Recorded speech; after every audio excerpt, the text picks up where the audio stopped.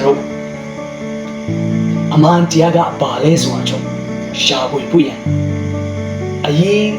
စိုက်ပြီးတော့ရှာဖွေဖို့ရန်လိလာဖို့ရန်အချိန်တန်နေပြီဆိုတာကျွန်တော်တတိပြုစီတော့မင်္ဂလာပေါင်းနဲ့ဒီဝါဆောင်နေတော့အချိန်ခါလေးထိပါစီလို့ရွှေစွာနဲ့ပုံစံတက်လိုက်ပါတယ်ကျွန်တော်နာမည်ကတော့ဆောင်တင်ပြပါတယ်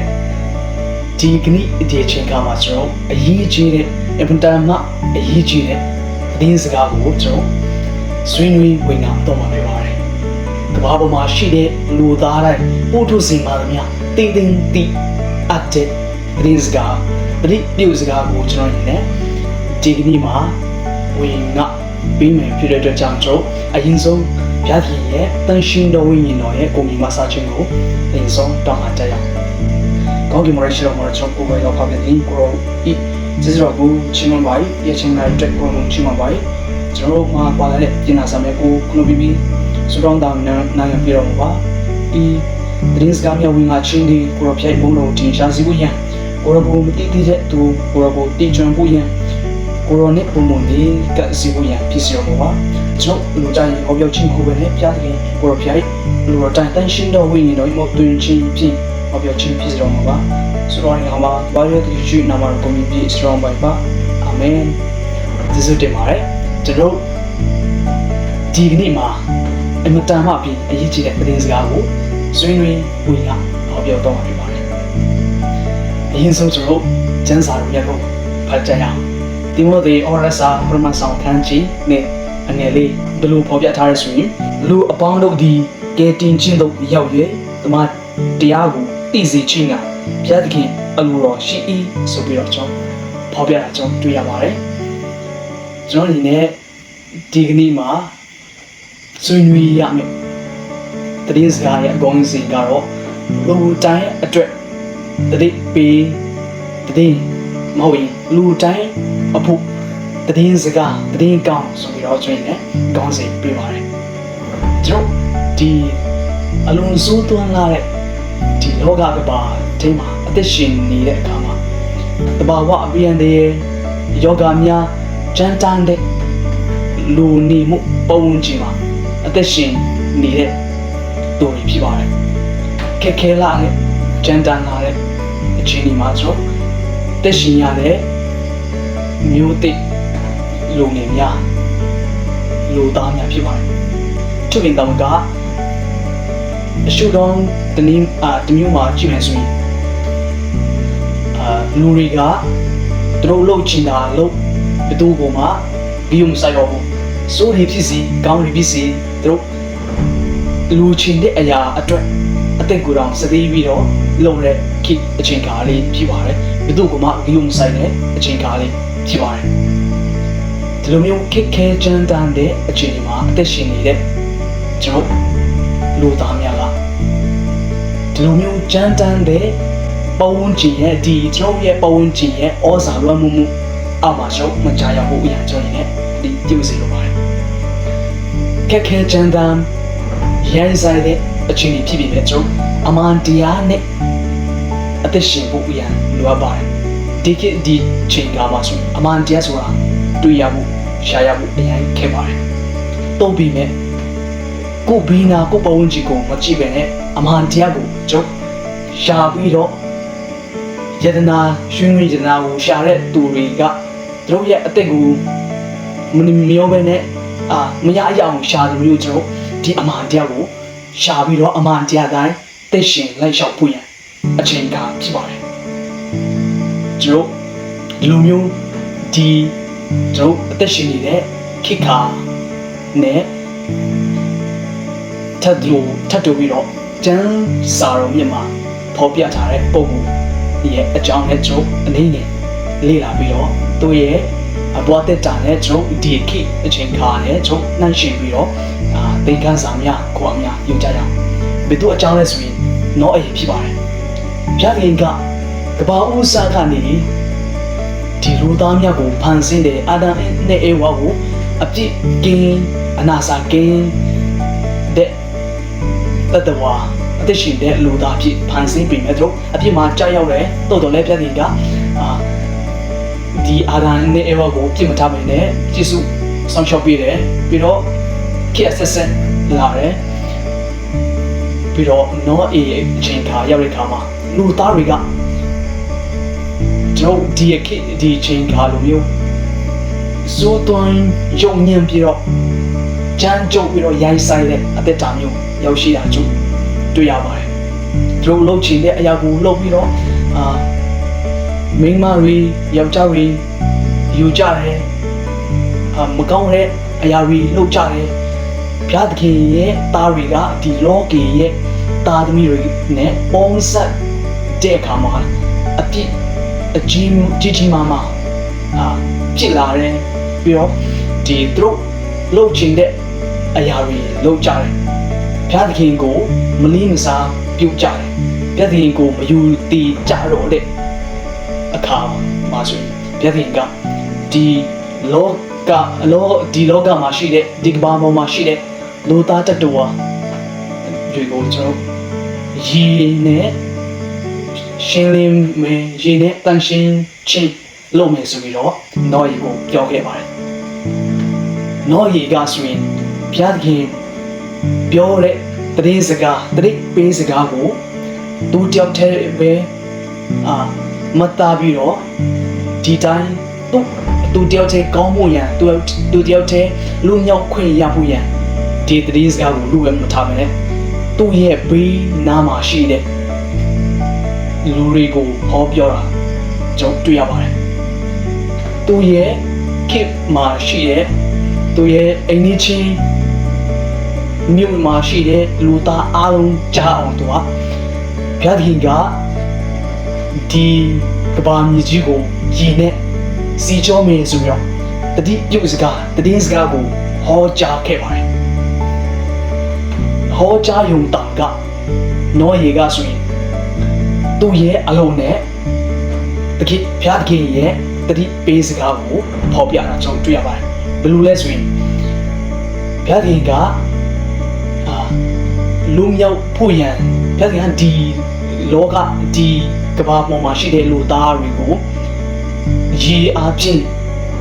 စီချောမယ်ဆိုတော့ဟောပြောတတိပေးတဲ့အခါမှာ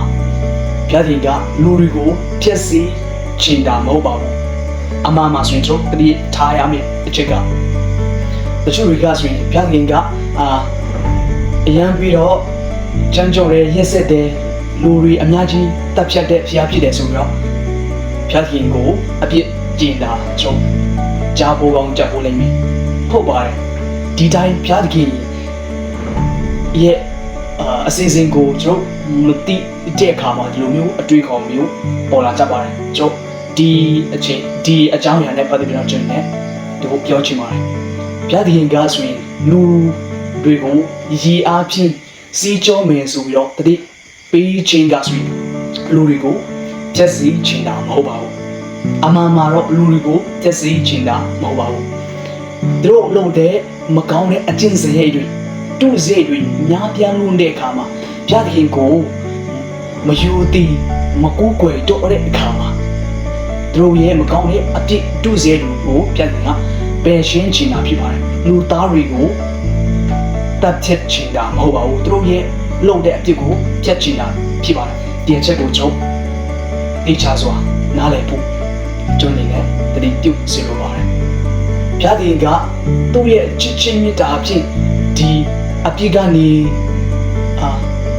နောင်တရပြီးတော့ဘုရားသခင်ထံလူသားတွေကိုလဲဖို့ရန်အခွင့်ပေးပါတယ်နောယေပေါ်မှာဘုရားသခင်ကဒီတတိပေးစကားသူတို့ရဲ့အသက်တာကိုပြောင်းလဲပြီးတော့ဒီနောယေလို့တဲ့တင်းပေါ်မှာအတူတူတည်ဆောက်ပြီးတော့အေတင်ချင်းရဖို့ရန်အခွင့်အရေးပေးခဲ့ပါတယ်။နုံတရပြီးရင်ချစ်ချင်းမေတ္တာနဲ့သူ့ရဲ့ဂရုဏာတော်ကိုရခဲ့ပါတယ်။ဘုရားသခင်ကခုနကကျွန်တော်ပြောသလိုလူဒီကဘာကြီးကိုရေအပြည့်စီးကြောမယ်ဆိုပြီးမြဲအကုန်လုံးစီးကြောပြီးတော့ပျက်စီးဖို့ရန်မကြံစီမရည်ရွယ်ပါဘူးလွန်မြောက်ရန်ဖို့ရန်လမ်းကိုတင်ဆက်ပေးတာကြောင့်တွေ့ရပါတယ်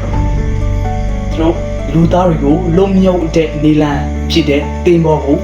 စောက်လို့ခိုင်းတာကြောင့်တွေ့ရပါတယ် အချိန်မှာနော်ရီနဲ့သူ့ရဲ့မိသားစုတွေကတင်းဘောကိုစောက်လုပ်ပါတယ်ဒီတင်းဘောကိုစောက်လုပ်တယ်ဆိုတဲ့အခါမှာနော်ရီကပြတင်ကအလူတွေကိုကဲတင်ချင်းရဖို့ရန်ဟောပြောကြုံတောင်က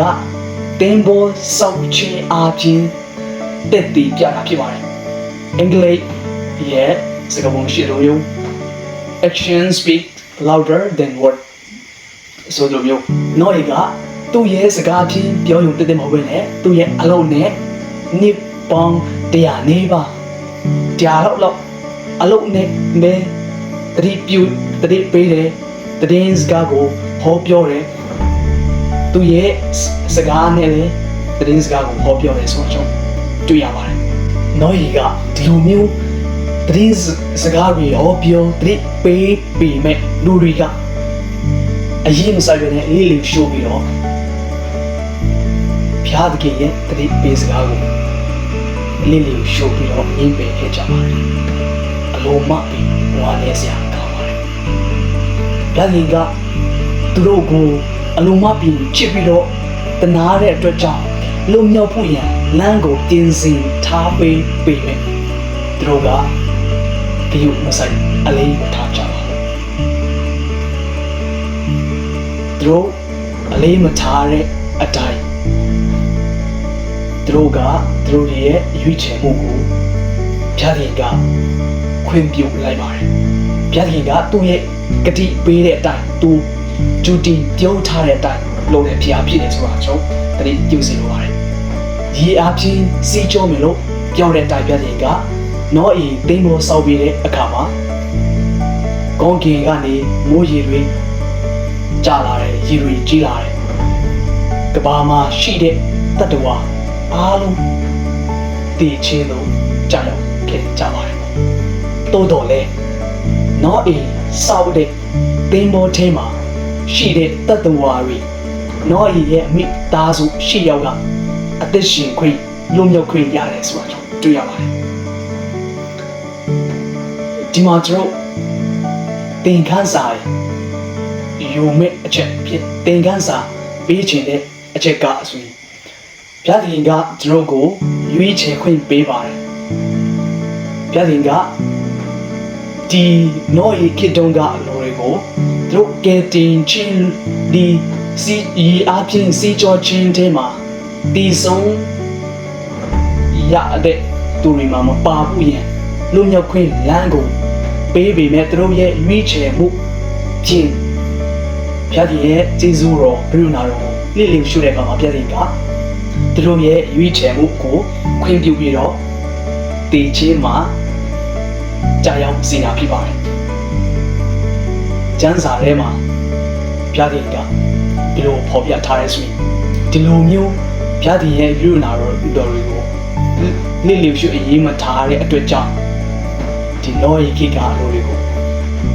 သူတို့ရဲ့ရွေးချယ်မှုဖြစ်တဲ့အတွက်ကြောင့်မနှမျောဘူးဆိုတဲ့ကျမ်းချက်မှာဖော်ပြတာကျွန်တော်တွေ့ရပါတယ်ကိုယ့်ရဲ့ရွေးချယ်မှုကိုဘုရားခင်ကကဘာဦးစားကနေရွေးချယ်မှုအပြည့်အဝရွေးချယ်ခွင့်ပေးတဲ့ဘုရားဖြစ်တဲ့အားလုံးမျိုးစွာပျက်စီးခွင့်ပြုလိုက်ပါတယ်ကျွန်တော်လည်းဒီဂရီမှာတည်င်းစကားအမှန်တရားကကျွန်တော်ဟောကြားတာကျွန်တော်ကြားရမယ်ကိုဘေးနားမှာအမှန်တရားကဒါဖြစ်တဲ့ကျွန်တော်ကြားဘူးကြားလိမ့်မယ်တော့ပြီးပြန်ကျွန်တော်ရဲ့စိတ်နှလုံးက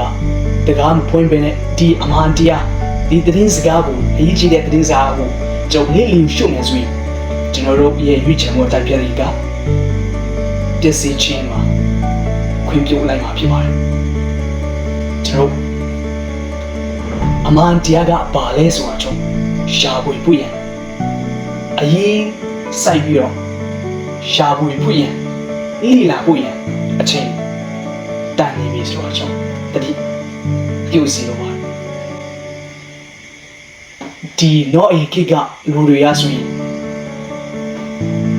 နော်အေပေးတဲ့တတိပေးစကားကိုနားထောင်တတိအပြီးစိုက်ပေးတော့နားထောင်ပြီးတော့နောင်တရမယ်ဆိုရင်နော်အေရေလွှမ်းမိုးခြင်းမရောက်မီရေရီမကြီးခင်တင်းဘောကိုတကားမပိတ်ခင် တဲ့အထိဘုရားခင်ကနောင်တရခွင့်ပြုပါတယ်သူတို့နောင်တရပြီးတော့ဒီသင်္ဘောထဲမှာဝင်ရောက်မယ်ဆိုရင်ကဲတင်ချင်းရမယ်ဆိုတာဆိုသိရပါတယ်တော့ပြီမဲ့သူတို့ရဲ့မာတဲ့နှလုံးသားမာတဲ့ခေါင်းများအားဖြင့်နောင်တမရကြပါဘူးနောင်တမရချင်တဲ့အကျိုးကပြည့်စည်ခြင်းတည်ခြင်းဖြစ်ပါတယ်အတွက်ကြောင့်ကျွန်တော်တို့လည်းအမှန်တရားကိုကျွန်တော်ရှာဖွေလေ့လာတွေ့ရှိတဲ့အခါမှာအမှန်တရားကိုကျွန်တော်လိုက်လျှောက်ဖို့ရန်ခေါင်းမှာစီဖို့ရန်ကျွန်တော်တတိပြုစီဖို့ရန်ကျွန်တော်အပြစ်များကိုနောင်တရပြီးတော့ဘုရားသခင်စီကိုလဲဖို့ရန်ဘုရားသခင်စီကိုလာရောက်တူးဝင်ချင်းကပ်ဖို့ရန်ကျွန်တော်လည်းတတိပြုစီဖို့ပါတယ်နောက်ရှုထောင်းအဖြစ်ကြည့်နေဆိုရင်နောရီအသက်တာနောရီကဆိုရင်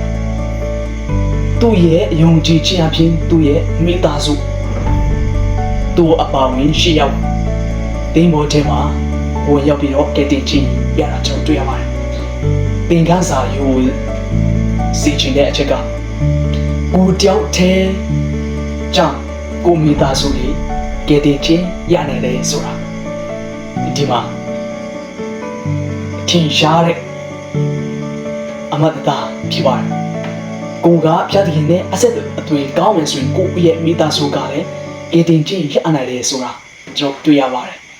အထူးသဖြင့်ကျွန်တော်မိဘအများမိသားစုမှာ priest ဖြစ်တဲ့အဖဖခင်တမကမိခင်တမကအရောက်တိုင်းစီမှာတာဝန်ရှိပါတယ်ကိုမိသားစုကဲတင်ချင်းရဖို့ရန်စူးစမ်းပြီးတော့ရစ်ပလင်မှာပြန်သွားဖို့ရန်ဖြစ်ပါတယ်နော်ရီကဆိုရင်သူ့ရဲ့ယုံကြည်ခြင်းဖြင့်သူ့ရဲ့မိသားစုကိုကဲတင်နိုင်ခဲ့တယ်လို့ဒီမှာကျွန်တော်ကြည့်ရှုတဲ့ယုံကြည်သူကြည့်ရှုနေတဲ့ပုဂ္ဂိုလ်နေနဲ့ကျွန်တော်တို့ကကျွန်တော်တို့ရဲ့မိသားစုကိုကဲတင်ချင်းရဖို့ရန်ဥဆောင်နိုင်တယ်ဆိုတာကျွန်တော်တတိပြုစီရပါတယ်ကျွန်တော်တို့အဓိကပေးချင်တဲ့ message ကတော့ဂျာဂီရဲ့တတိပေးစကားကိုအလေးထားဖို့ရန်ဖြစ်ပါတယ်ပြီးတော့ကျွန်တော်နောင်တရဖို့ရန်ဖြစ်ပါတယ်ပြီးတော့ကျွန်တော်ဘုရားသခင်ရဲ့ကရုဏာတော်ဘုရားသခင်ရဲ့ချစ်ချင်းမေတ္တာကျေးဇူးတော်ကိုအလေးထားပြီးတော့ဘုရားသခင်ရဲ့လမ်းကြီးကိုကျွန်တော်ဘုရားသခင်တုံတင်တဲ့ပေးတဲ့လုံးမြောက်ရာလမ်းကိုအမှန်တရားကိုရှာဖွေပြီးတော့အမှန်တရားတိုင်းသိရှင်ဖို့ရန်ကျွန်တော်လည်းပြောချင်ပါတယ်ပြီးတော့not အလိုမျိုးမိသားစုစုံလင်စွာကဲတင်ချင်းရဖို့ရန်ရောက်တိုင်းစီပေါ်မှာတာဝန်ရှိတယ်ဆိုတဲ့အကြောင်းကိုသတိပြုစီရပါတယ်သူကိတမကကျွန်တော်တို့ဘုရားသခင်ရဲ့အမှုတော်မြတ်မှာစကားတက်တက်နဲ့ဟောပြောခြင်းမဟုတ်ဘဲနဲ့အလုံးနဲ့ပါဝင်ပြီးတော့အမှုတော်ထမ်းဆောင်ဖို့ရန်အလုံးနဲ့စကားနဲ့အလုံးနဲ့တွဲဖက်နိုင်ဖို့ရန်ကျွန်တော်လည်းသတိပြုစီရပါတယ်သူကိတမကကျွန်တော်အမှန်တရားကိုတွေ့ရှိပြီးဘုရားသခင်ရဲ့ရစ်ပလင်မှာပြန်သွားပြီးတော့ battery altar ရစ်ပလင်မှာပြန်သွားပြီးတော့ကဲတင်ချင်းရနိုင်တဲ့သူမိသားစုဆောင်နေစွာဒုတိယကြော်လာခြင်းကိုကြိုးစိုးနိုင်တဲ့သူအရောက်တိုက်စီဖြစ်ဖို့ရန်ကျွန်တော်လည်းအာဘီတိုက်တွန်းလို့ဆိုပါတယ်ကျွန်တော်နားထောင်နာခံတဲ့သူအရောက်တိုက်စီဒုတိယကြော်အရောက်လာခြင်းအချိန်ကမှာမျက်နာချင်းဆိုင်ပြီးတော့စကားပြောဆိုနှုတ်ဆက်နိုင်တဲ့သူကျွန်တော်ကအစရောက်တိုက်စီဖြစ်ဖို့ရန်ကျွန်တော်စူတောင်းပေးရတဲ့နေကုန်းချလိုက်ပါတယ်အားလုံးပေါ်မှာပြန်ပြီးကောင်းချီးမင်္ဂလာပုံလုံးချပြီးတော့မူပါစေကျေးဇူးတင်ပါတယ်